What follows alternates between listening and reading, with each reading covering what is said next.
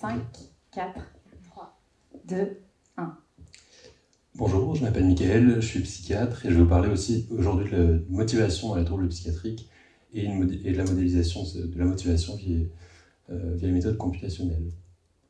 La motivation, ça peut être pas mal de choses. Ici, je la définis comme un ensemble de mécanismes qui vont déterminer le comportement humain. En termes de direction, choisir une porte A plutôt qu'une porte B, ou en termes d'intensité.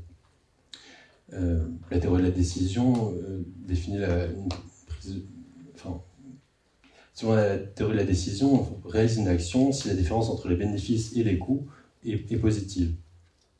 On sait que dans les pathologies psychiatriques, comme la dépression, la schizophrénie, mais aussi dans des pathologies plus générales, dans les pathologies neurologiques, il existe une atteinte de la motivation, notamment dans la dépression, où il va exister une sensibilité réduite aux incitations, une sensibilité majorée au coût de l'effort. L'objectif ici était de pouvoir modéliser les processus d'évaluation dans les coûts et les bénéfices lors de choix et de performance, et de déterminer la variance interindividuelle dans la sensibilité aux différents types de coûts. Pour ça, donc les sujets qui étaient des sujets volontaires sains ont participé à des tâches de performance physique et cognitive, et des tâches de choix entre des efforts physiques et cognitifs, entre une petite récompense pour un petit effort et une grande récompense pour un grand effort. Les données ont été analysées via des analyses statistiques classiques et puis par une modélisation computationnelle.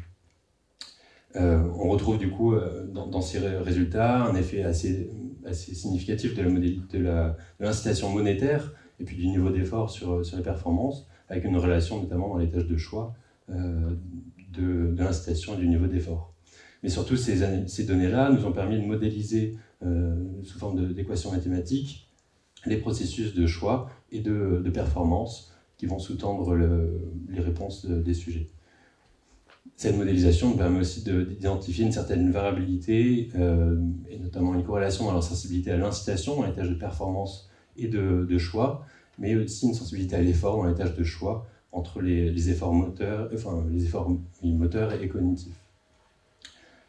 On sait que dans la dépression, il existe une atteinte conjointe dans l'anticipation et dans la réalisation de l'effort, mais ici on démontre une dissociation dans ce processus d'anticipation et de réalisation.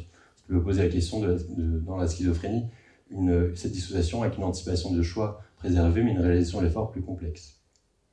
Et puis se pose la question de l'effet des traitements sur ces processus cognitifs, et ces données-là étaient des données préliminaires pour l'étude Stratidep qui a actuellement commencé.